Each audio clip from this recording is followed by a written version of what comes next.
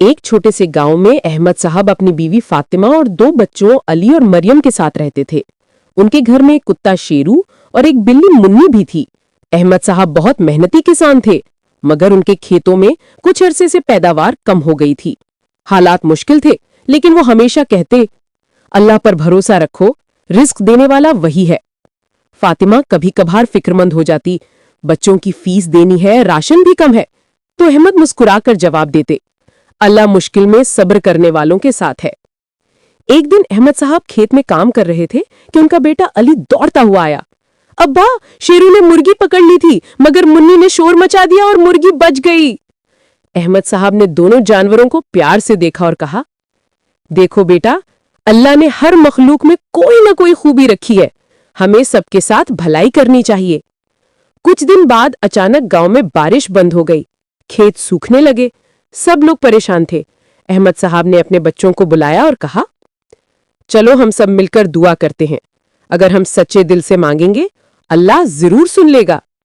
سارا خاندان وضو پر کے نماز حاجت پڑھنے لگا۔ احمد، فاطمہ، علی، مریم، شیرو اور منی سب ایک جگہ بیٹھے تھے۔ بچے معصوم دل سے دعا کر رہے تھے۔ اگلے ہی دن آسمان پر بادل چھا گئے اور تیز بارش ہونے لگی۔ کھیت ہرے بھرے ہو گئے اور فصل خوب اگائی۔ احمد صاحب سجدے میں گر گئے اور کہنے لگے، الحمدللہ، شکر ہے اس رب کا جو دلوں کی دعائیں سنتا ہے۔ جب فصل تیار ہوئی تو احمد صاحب نے اس کا کچھ حصہ غریبوں میں بانٹ دیا۔ فاطمہ نے کہا، یہ تو تمہاری محنت کا پھل تھا، سب دے دیا؟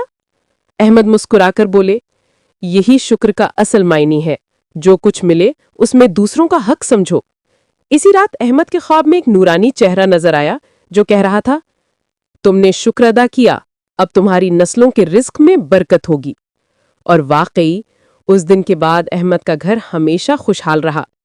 شیرو بچوں کا محافظ بن گیا، منی ہمیشہ گھر کو پاک رکھتی اور سب کے دلوں میں سکون اتر آیا۔ سبق: شکر کرنے سے اللہ برکت دیتا ہے، ہر مخلوق کی قدر کرنی چاہیے، صبر اور دعا ہمیشہ رنگ لاتی ہے، اور رزق بانٹنے سے کبھی کمی نہیں ہوتی۔